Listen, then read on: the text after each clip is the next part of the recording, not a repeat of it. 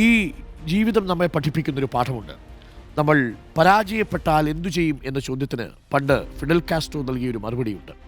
ആ മറുപടി ഇതാണ്: നിങ്ങൾ പോരാട്ടം തുടർന്നുകൊണ്ടേയിരിക്കുക. നിങ്ങളിനി ജയിക്കുകയാണെങ്കിൽ എന്തു ചെയ്യും എന്ന ചോദ്യത്തിന് ഫിഡൽ കാസ്ട്രോ നൽകുന്ന മറുപടിയുണ്ട്: അപ്പോഴും നിങ്ങൾ പോരാട്ടം തുടർന്നുകൊണ്ടേയിരിക്കുക. ഇത് ഒരു രാഷ്ട്രീയ കക്ഷിയുടെ പ്രതിനിധിക്ക് മാത്രമല്ല, നമ്മുടെയൊക്കെ ജീവിതത്തിലും പാലിക്കാൻ പറ്റുന്നൊരു മുദ്രാവാക്യമാണ്. പലപ്പോഴും ജയിച്ചു കഴിഞ്ഞാൽ പോരാട്ടം അവസാനിപ്പിക്കുന്നവരാണ് നമ്മൾ. ആകരുത്. ജീവിതത്തിൽ ഓരോ സാഹചര്യങ്ങളും വിജയിച്ചാലും പരാജയപ്പെട്ടാലും പോരാടിക്കൊണ്ടേയിരിക്കുക. പരാജയപ്പെട്ടു എന്ന് തോന്നുന്ന പക്ഷം എല്ലാം ഉപേക്ഷിച്ച് പോകുന്നവനല്ല യഥാർത്ഥ പോരാളി. വിജയിച്ചു എന്ന് തോന്നുന്ന നിമിഷം എല്ലാം ഉപേക്ഷിച്ച് ഇനി സമാധാനത്തോടു കൂടിയിരിക്കാം എന്ന് കരുതുന്നവനല്ല പോരാളി.